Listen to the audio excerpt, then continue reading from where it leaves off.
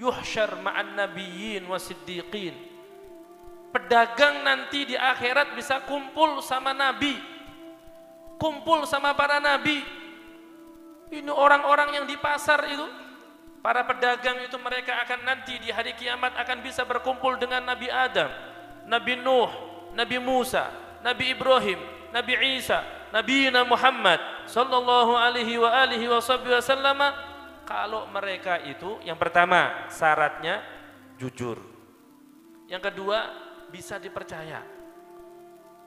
Ayo para pedagang, ini pokok nanti seterus, dan ini pertemuan sekarang dan seterusnya beberapa kali pertemuan kita akan bahas masalah pedagang, terus produsen, seorang yang produksi sesuatu, orang yang punya pengrajin tangan atau apalah istilahnya, pokok nanti kita akan bahas masalah itu.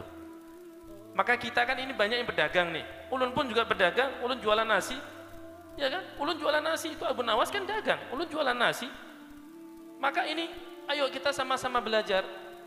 Jangan sampai kita ini menjadi seorang pedagang tapi dihinakan oleh Allah Subhanahu wa taala sehina-hinanya.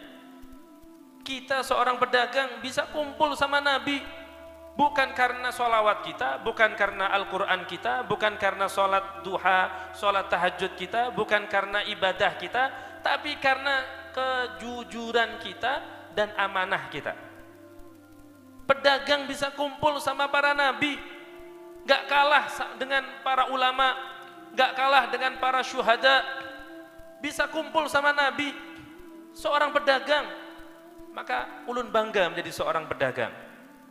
Pian-pian juga pedagang harus bangga menjadi seorang pedagang. Kenapa? Karena Nabi mengatakan at-tajirus saduqul amin yuhsyar ma'an nabiyyin wasiddiqin. Para pedagang-pedagang yang jujur, yang bisa dipercaya, nanti di hari kiamat mereka akan Allah kumpulkan bersama para nabi dan orang-orang siddiqin. Yang belum jadi pedagang, ayo belajar pedagang. Rasulullah itu pedagang loh. Rasulullah itu sebelum diangkat jadi nabi, dari umur belum 10 tahun Sidin sudah dilajari lawan paman Sidin, yaitu Sayyidina Abdul Muttalib. Untuk apa? Untuk menjadi Sayyidina Abu Talib, untuk menjadi seorang pedagang. Umur masih belasan udah pergi ke luar negeri dagang. Itu Nabi Muhammad. Rasulullah seorang pedagang yang ahli dalam perdagangan, ahli dalam marketing. Beliau itu menjadi seorang reseller sukses, jadi seorang marketing sukses, itu Rasulullah. Maka sampai ada buku yang berjudul Nabi Muhammad seorang pedagang. Nabi Muhammad Rasulullah adalah seorang pedagang. Artinya bagaimana Rasulullah menjadi seorang pedagang? Ayo kita belajar. Rasulullah sudah ngasih kabar gembira untuk para pedagang.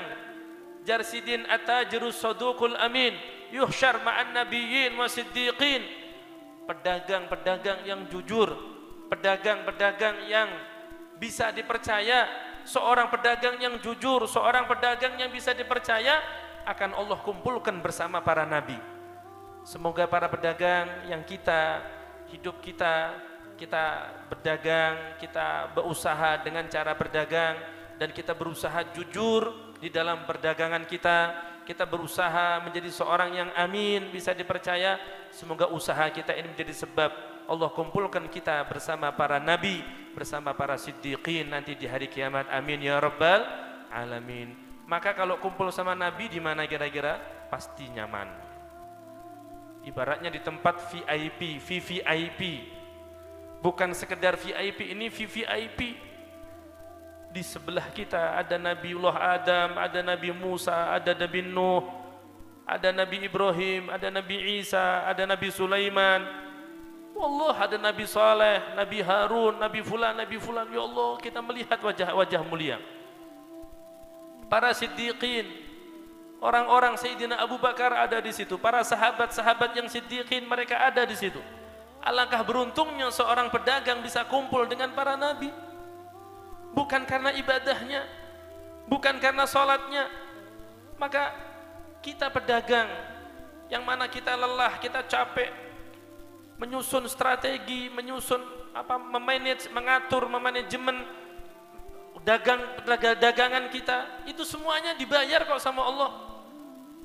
bayar surga, Allah bayar ampunan, dan Allah akan kumpulkan kita yang berusaha jujur di dalam perdagangan kita. Allah kumpulkan bersama para nabi, bukan hanya satu nabi, tapi ma'an nabiyyin, bersama para nabi. Maka beruntung, pokok pedagang beruntung, yang penting jujur. Yang nukar getah jujur, jangan kada jujur. Kalau pian nukar getah, pian kada suah hadir majelis anwaha, pian kada jujur, mungkin karena pian kada suah mendengar. Tapi kalau di sini sering ulun sampaikan, yang nukar getah itu jujur dalam timbangan, jangan sembarangan. Ingat, keuntungan sedikit, berkah itu lebih, masya Allah, lebih kita cari, lebih kita harapkan daripada untung banyak tapi buntung akhirnya kita. Untung sedikit kada apa-apa, yang penting berkah, daripada banyak kada berberkah. Maka itu diperhatikan. Yang nukar getah, banyak laporan masuk, kadang timbangan dikurangi, apalah istilahnya. Ulun kada mau suudon, tapi ulun berusaha husnudon, dan ulun yakin pian-pian yang ada di sini, yang biasa hadir atau yang mendengarkan suara ini, yang melihat rekaman ini, pian-pian yang nukar getah, insya Allah termasuk at-tajirus saduqul amin. Untung kada apa-apa sedikit, yang penting barokah. Rezeki itu enggak harus berukur dalam berdagang, sehingga itu orang untung banyak karena curang, untungnya ganal karena curang. Pian jujur, untung sedikit. Akhirnya Allah tunjukkan bahwasanya kejujuran itu membawa kebaikan, kejujuran membawa keberkahan. Orang yang ngambil untung banyak itu sakit-sakitan aja bawaannya. Asam urat iya, kolesterol iya, kencing manis iya, tensi tinggi, darah tinggi iya. Lah pian yang jujur, sehat walafiat, keluarga sehat semuanya, bini sehat, anak-anak sehat, anak-anak pintar semuanya, soleh solihah semuanya. Sedangkan orang yang nukar getah, gara-gara dia ini suka ngurangi timbangan, berbuat curang, memang duitnya banyak, sugih, tapi pengeluaran juga banyak. Bininya masuk rumah sakit, bininya keluar, anaknya masuk rumah sakit, anaknya keluar, dianya masuk rumah sakit. Pilih mana kira-kira? Kalau ulun pilih untung banyak, sehat walafiat. Tapi kan kada bisa, ini pilihannya hanya salah satu. Pilih yang sedikit tapi berkah, atau yang banyak tapi kada berkah, pilihannya hanya itu. Maka udah kita sedikit tapi berkah.